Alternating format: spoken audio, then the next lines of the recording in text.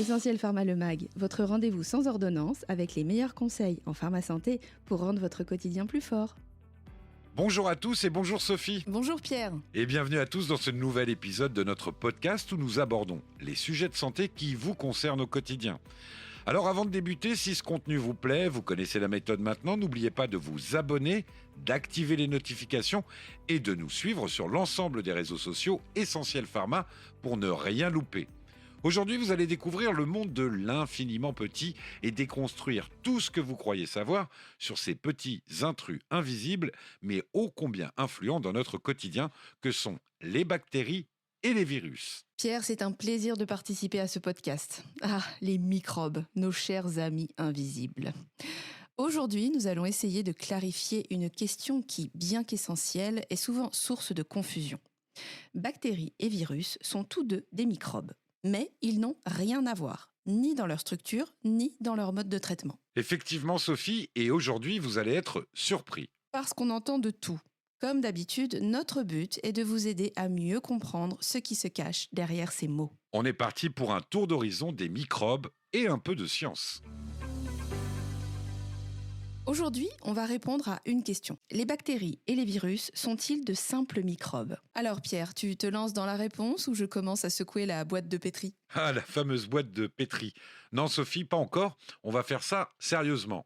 En effet, bien qu'on parle souvent de microbes pour désigner à la fois les bactéries et les virus, il existe des différences majeures. C'est vrai, oui. On peut les appeler microbes, car ce sont des organismes microscopiques. Cependant, ce terme recouvre des réalités bien différentes. Les bactéries, par exemple, sont des organismes unicellulaires vivants qui possèdent une structure cellulaire complète. En revanche, les virus ne sont pas considérés comme de vrais êtres vivants, car ils ne peuvent se multiplier que dans une cellule hôte. C'est un peu comme si les bactéries étaient des travailleurs autonomes et les virus des freelances. Et ces derniers ne peuvent pas bosser sans un client. Et ce n'est pas tout. On parle de 30 milliards de bactéries qui vivent dans notre microbiote intestinal, principalement bénéfiques à notre santé. En revanche, pour les virus, c'est une autre histoire. Comme vous l'avez vu avec la pandémie de Covid-19, un virus peut bouleverser la vie de millions de personnes en quelques mois. C'est exact. Les virus et les bactéries peuvent-ils provoquer les mêmes maladies ? C'est faux. En réalité, bien que bactéries et virus puissent provoquer des symptômes similaires, comme de la fièvre, de la toux ou de la fatigue, leurs impacts sont bien différents. Prenons l'exemple de l'angine. Dans 80% des cas, elle est d'origine virale et dans les 20% restants, elle est causée par des bactéries. Mais dans le premier cas, les antibiotiques n'ont aucun effet, tandis que dans le deuxième, ils sont nécessaires. Un exemple classique de confusion. Exactement. Et à ce sujet, la France est encore un mauvais élève en termes de consommation d'antibiotiques. Avec 30,3 doses prescrites pour 1000 habitants par jour, bien au-dessus de la moyenne européenne de 22,4 doses, il est donc crucial de faire la distinction entre bactéries et virus pour éviter cette surconsommation inutile. Pour en revenir à nos microbes, les bactéries et les virus ont-ils un impact similaire sur notre système immunitaire ? C'est faux, encore une fois. Leur impact est bien différent. Les bactéries ont tendance à se multiplier rapidement dans notre organisme et peuvent provoquer des infections localisées comme des cystites ou des infections cutanées. En réponse, notre système immunitaire produit des anticorps et des cellules spécialisées pour les attaquer. Mais les virus, eux, sont plus sournois. Ils pénètrent nos cellules, les utilisent pour se reproduire et échappent parfois à notre système de défense, provoquant des maladies comme la grippe ou le VIH.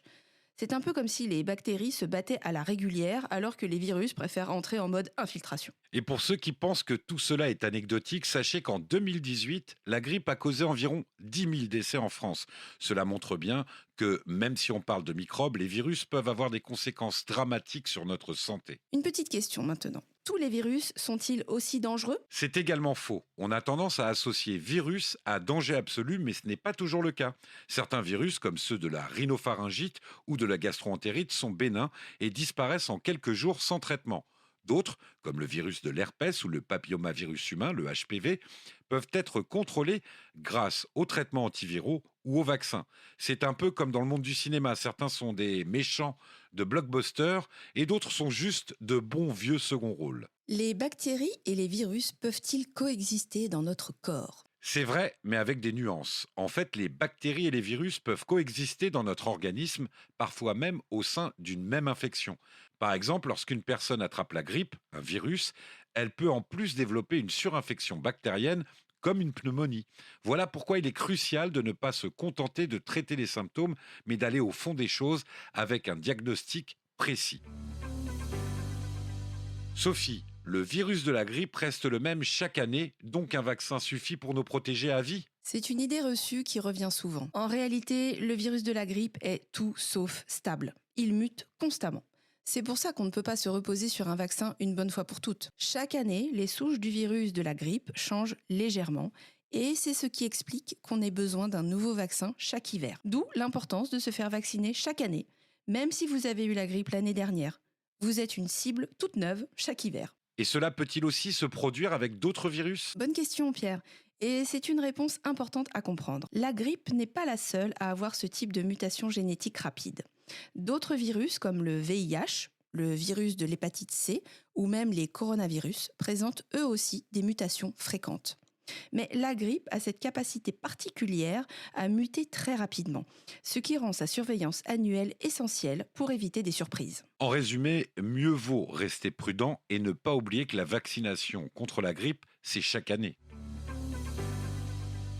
Une idée reçue courante est que les antibiotiques peuvent tout soigner. Est-ce vrai? Eh bien non, c'est faux. Attends Sophie, soyons clairs, tu veux dire que mes antibiotiques préférés que je garde dans mon armoire à pharmacie ne servent à rien? Exactement, Pierre. Ce n'est pas parce que tu te sens très mal que les antibiotiques vont te sauver. C'est comme essayer de planter un clou avec une cuillère, complètement inadapté. Les antibiotiques ciblent exclusivement les bactéries. En revanche, ton organisme a besoin de temps et parfois d'un traitement spécifique, comme des antiviraux, pour se débarrasser des virus. D'accord, mais alors pourquoi est-ce si grave d'utiliser des antibiotiques pour rien? Si ça ne marche pas, ça ne fait pas de mal, non? En réalité, l'utilisation inappropriée des antibiotiques est un véritable fléau. Lorsqu'on les consomme à tort, cela exerce une pression sélective sur les bactéries, ce qui favorise l'émergence de souches résistantes. En France, on estime que près de 5500 décès par an sont liés à des infections causées par des bactéries résistantes aux antibiotiques. Cela signifie que certains traitements qui fonctionnaient auparavant deviennent inefficaces, nous laissant démunis face à certaines infections graves. C'est exactement ça. Si on ne change pas nos habitudes, on pourrait revenir à une époque pré-antibiotique où des infections aujourd'hui banales redeviendraient mortelles.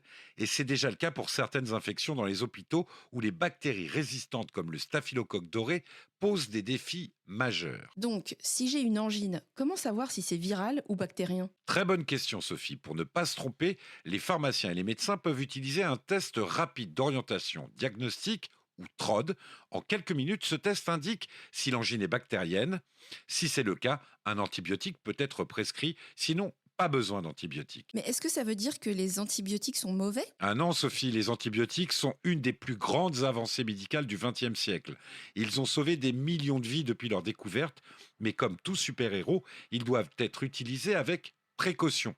Ils sont indispensables pour traiter des infections bactériennes graves, comme une septicémie, une pneumonie bactérienne ou encore certaines formes de méningite. L'enjeu, ce n'est pas de les bannir, mais de les utiliser à bon escient. D'accord, mais qu'est-ce que je peux faire en attendant pour éviter les microbes, qu'ils soient bactériens ou viraux? Tout commence par une bonne hygiène, se laver les mains régulièrement, éviter de partager ses couverts, porter un masque quand on est malade, bref, adopter des gestes simples qui protègent aussi bien contre les bactéries et les virus.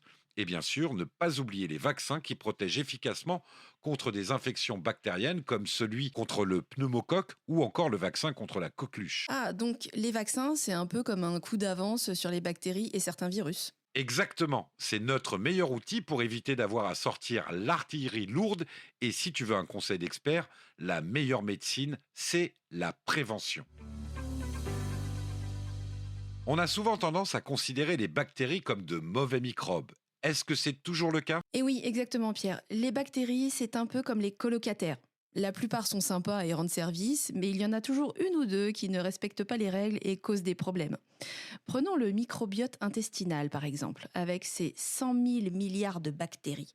Il fait bien plus que digérer ton petit déjeuner. Mais alors pourquoi est-ce que certaines deviennent de véritables poisons, comme celles qui causent des intoxications alimentaires ou des infections graves? C'est une question de contexte. Une bactérie peut être inoffensive dans certaines situations et devenir pathogène si elle se retrouve au mauvais endroit ou si le système immunitaire est affaibli. Par exemple, Escherichia coli, que l'on trouve naturellement dans nos intestins, est généralement inoffensive.